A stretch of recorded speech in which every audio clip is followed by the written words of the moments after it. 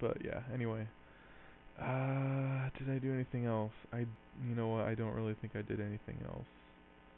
This roller coaster is pretty cool though. Goes up the chain hill and goes over all these other rides.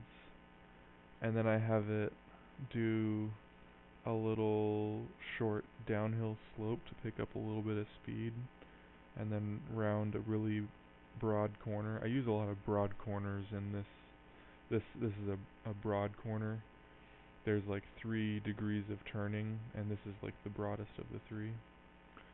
And then it goes underground right there, and then it goes underground one more time right here, and then comes up and around a broad corner, does a loop-de-loop, and then it does a corner, goes up and down, up and left, and then turns the corner, hits the brakes.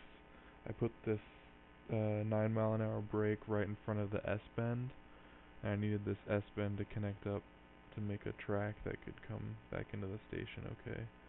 So, and I didn't have to delete that many trees. Right up and around this area right here, I deleted quite a few, but as you can see, there's still quite a few there also. And that's really good if you can build a roller coaster without deleting scenery and all that kind of stuff. There's actually a park you play quite a bit later on. I think it's like Lightning Peaks or I don't know, something like that.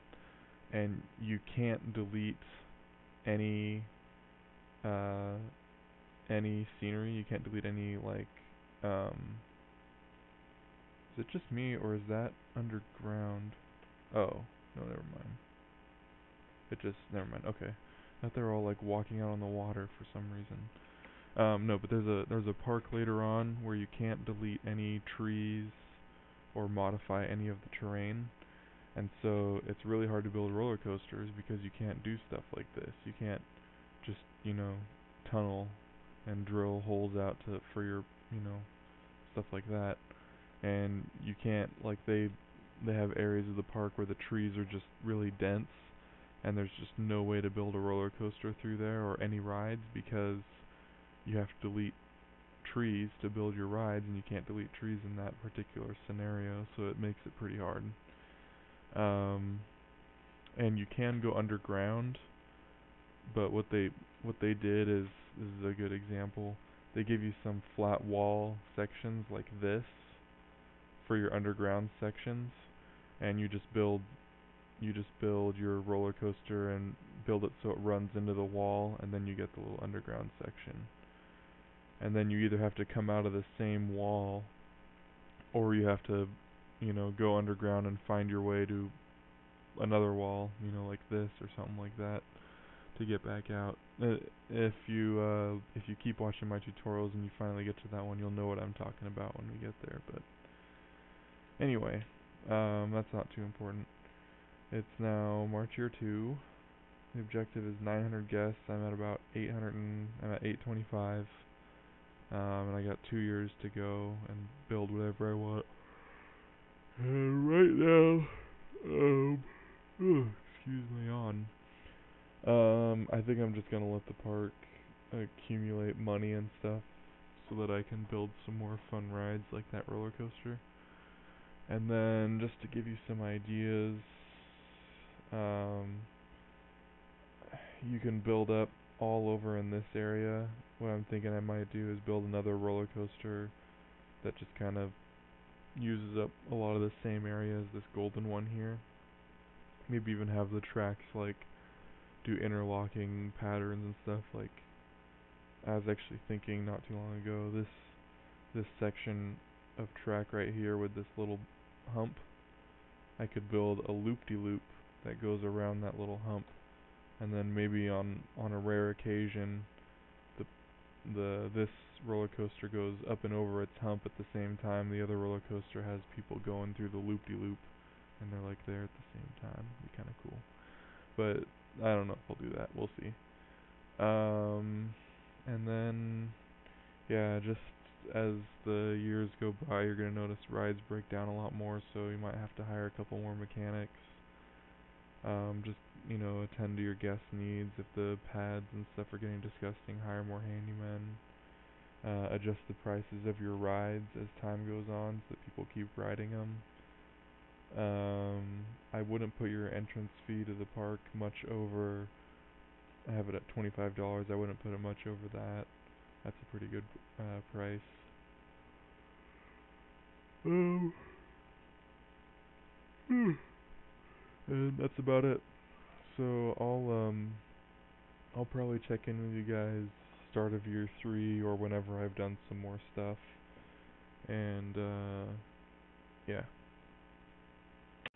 Hey everybody, it's March of year 3, and basically all I've done in the last year or whatever it's been is adjusted the prices of my rides quite a bit.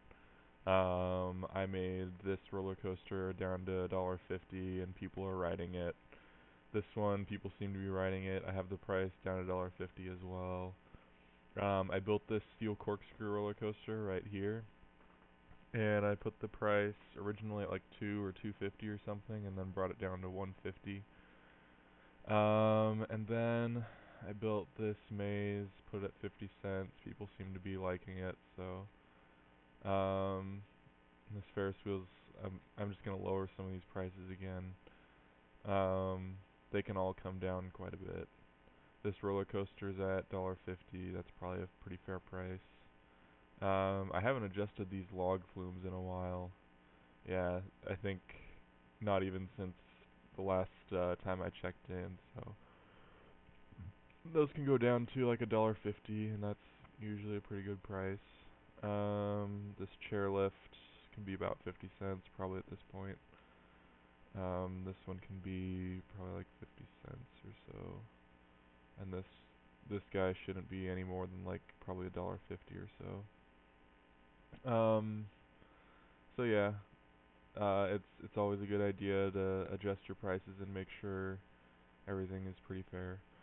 But yeah, as far as what I built, I just built this steel corkscrew coaster with an on-ride photo and the maze, and I can't remember what else. Oh, this, I think I also built this rodent mouse. It's a 6.7, but the intensity is rather high. Um, but you're always going to have fairly high intensity on the little rodent mouse coasters because, well, I think actually most of the intensity comes from this little corner right here. You'll see them ride it in just a second here. He goes down, up, comes around the corner, goes down, and then he takes that corner pretty fast, and that's probably where a lot of the intensity rating comes from, unfortunately. But yeah, anyway, so yeah, that's pretty much all that's happened. Oh, this one's intensity 5.53 excitement rating, not great, but it's okay. It does its job. So gotten a lot of rides, so I think I'm gonna build this inverted coaster. I don't know if we've even had inverted coasters at this point, but I decided since I don't think we have had these in my tutorials yet that I would try and do some. So I'm thinking like right here. I'll start it off. Oh, that's not gonna work. Okay, how about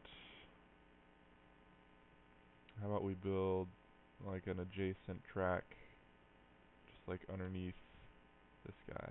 Yeah, that'll work. Okay. So we'll go like this. Ooh, chairlift in the way. Okay, so I'm probably not gonna start this out over water. That just doesn't seem to be working. Let's see. I could start it and end it like in this little area and then build out up around over here maybe, but I don't like the mountains and stuff. I think I'm gonna try over here. So yeah, let's see. Um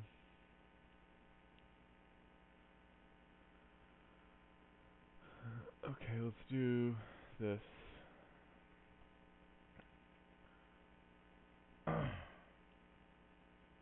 Lower some ground.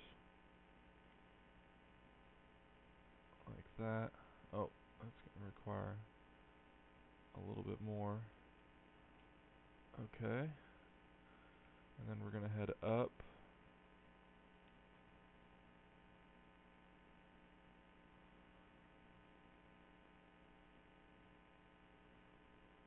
Like that. Take out a couple trees. Like that.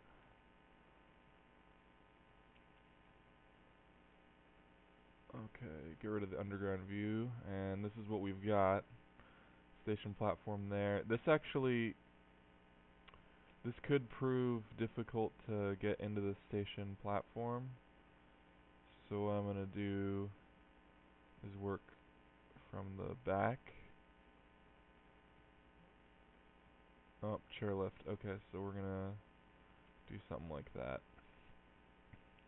And then I'll just throw in brakes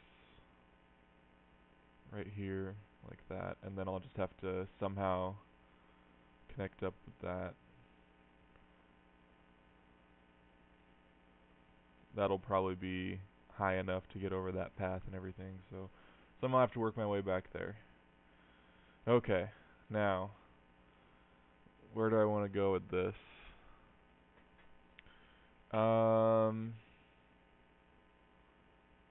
Well, a part of me wants to do that thing like I said earlier, so I think I'm going to work that way eventually. And these can get really intense really fast, so just be kind of careful with that. It's really easy to get high intensity ratings on these types of rides, so yeah.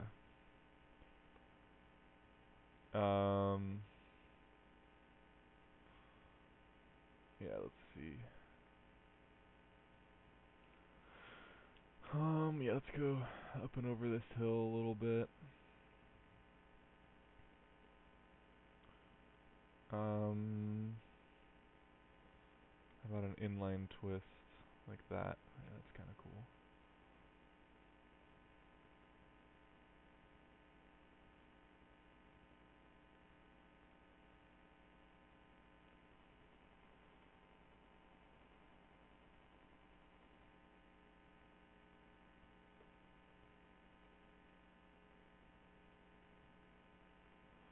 Yeah.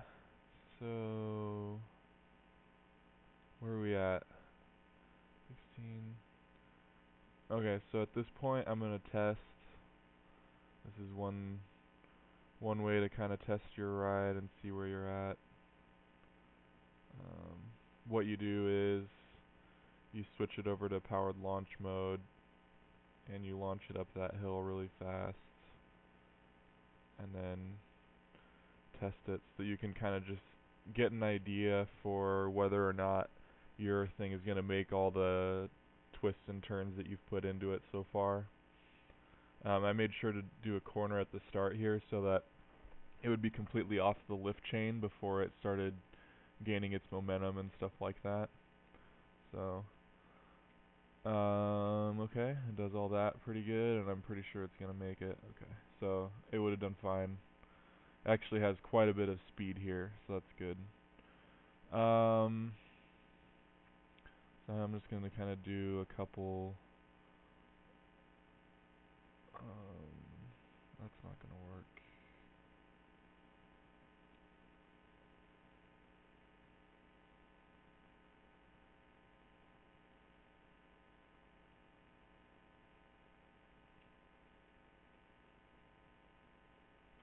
It should be able to go in between these. Yeah, I'm thinking. Yeah. Yeah, this should be fine.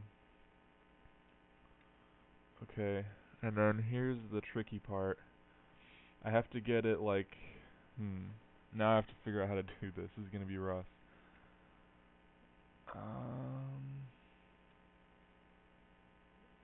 Well, I could do, let's do, no.